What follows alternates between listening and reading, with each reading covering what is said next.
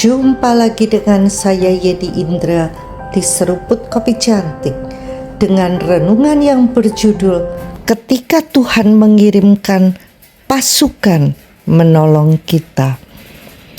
Tuhan mengajarkan pewahyuan baru yang luar biasa. Uniknya, dalam waktu yang bersamaan, 3 tokoh hebat membahas hal-hal yang saling berkaitan serta melengkapi. Apa yang biasa kita lakukan saat menghadapi masalah besar? Kita akan mencari solusi sesuai dengan nalar kita. Saya juga. Rasanya buntu, gak ada ide. Tuhan mengirimkan Joyce Meyer membahas tentang reasoning. Nalarnya memang begini. Joyce berkata, tetapi ingatlah, meski Tuhan sudah 9 kali menolong kita dengan cara A, tidak berarti pada kesempatan ke-10 Tuhan akan bekerja lagi sesuai cara A. Justru cara ke-10 itu Tuhan bekerja sama sekali tak terduga.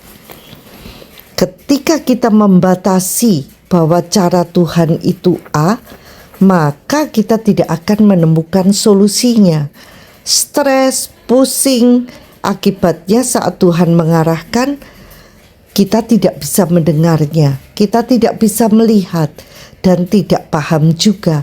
Karena kita sudah membatasi Tuhan dengan pemikiran kita, seharus nalar dengan cara A pula. Joyce Meyer menekankan dia tidak pernah bisa menebak cara kerja Tuhan. Cara Tuhan selalu berbeda dan tak terduga. Pelajarannya, jangan stres karena reasoning. Berpikir menurut akal atau nalar kita sendiri. Masalah lainnya, bukankah kita selalu berpikir bahwa untuk mendapatkan mujizat Tuhan butuh iman besar? Padahal kita sadar sekali iman kita kecil. Itu yang bikin galau dan kita sulit beriman bahwa Tuhan berkenan menolong atau menjawab doa kita. Bukankah Tuhan kerap berkata, terjadilah menurut imanmu? Nah, Tuhan mengirim Joseph Prince menjelaskan bahwa kita memang punya iman yang kecil, tetapi iman yang kecil ini kita gantungkan kepada firman Tuhan. Firman itu roh dan hidup. Firman itu berkuasa membuktikan dirinya sendiri. Iman kita pasti cukup besar karena bergantung pada Tuhan sendiri. Pesannya, jangan punya persepsi jelek terhadap Tuhan, tetapi yakinlah Tuhan itu Allah yang setia. Dia berkenan mengabulkan doa kita. Dia akan menolong karena Dia memang Allah yang maha baik. Dan Tuhan tidak akan pernah mempermalukan orang-orang yang memiliki persepsi yang baik tentang Dia. Wow, dahsyat. Saya pun teringat saat Andrew Wommack membahas tentang Abraham. Menurut Andrew, bukan iman Abraham yang besar. Iman Abraham kecil saja. Namun, Abraham tidak memiliki ketidakpercayaan. Dengan kata lain, iman Abraham itu kecil saja, tapi percayanya 100%. Tidak dikotori oleh ketidakpercayaan. Itu yang membuat Abraham mendapat julukan sebagai Bapak orang percaya. Berulang kali Tuhan mengingatkan saya melalui Joel Osteen. Jika saya benar-benar percaya kepadanya, maka saya tidak akan khawatir. Dengan cara khawatir, saya menunjukkan kepada Tuhan bahwa saya beriman. Jangan sibuk memikirkan bagaimana cara Tuhan akan menolong kita, tetapi serahkan segala permasalahan kepada Tuhan. Tugas kita hanyalah percaya dan beriman. Caranya Tuhan menyelesaikan, itu urusan Tuhan. Saya paham sekali, ini Tuhan yang berbicara, maka saya belajar taat.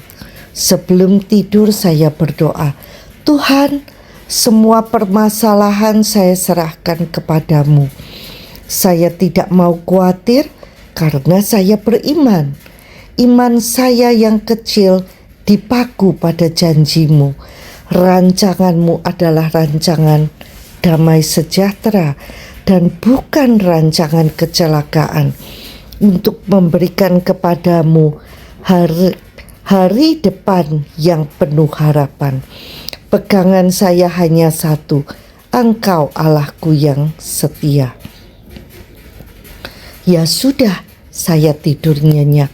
Bukankah Raja Salomo berkata, percayalah kepada Tuhan dengan segenap hatimu, jangan bersandar pada pengertianmu sendiri. Akuilah Dia dalam segala lakumu, maka Ia akan meluruskan jalanmu. Pagi-pagi bangun untuk berdoa, tiba-tiba ada dorongan untuk bertanya tentang masalah yang saya hadapi kepada seorang teman. Dan saya tahu saja pertanyaan yang harus saya tanyakan, padahal kemarin terpikir saja tidak. Ternyata saat saya tidur lelap, Tuhan mendownload idenya. Bayangkan kalau karena stres lalu saya nggak bisa tidur. Tentunya Tuhan tidak punya kesempatan mendownload idenya kepada saya. Kalaupun bisa didownload, jika pikiran saya stres dan ruwet, saya sendiri sulit membedakan mana yang ide dari Tuhan dan mana yang dari pikiran saya, bukan? Make sense? Saya paham Tuhan tengah membimbing saya langkah demi langkah, tidak sekaligus, tetapi langkah demi langkah, dan setiap langkah merupakan suatu mukjizat. Luar biasa, bukan? Sampai jumpa di episode berikutnya bersama Yeni Indra di Seruput Kopi Cantik.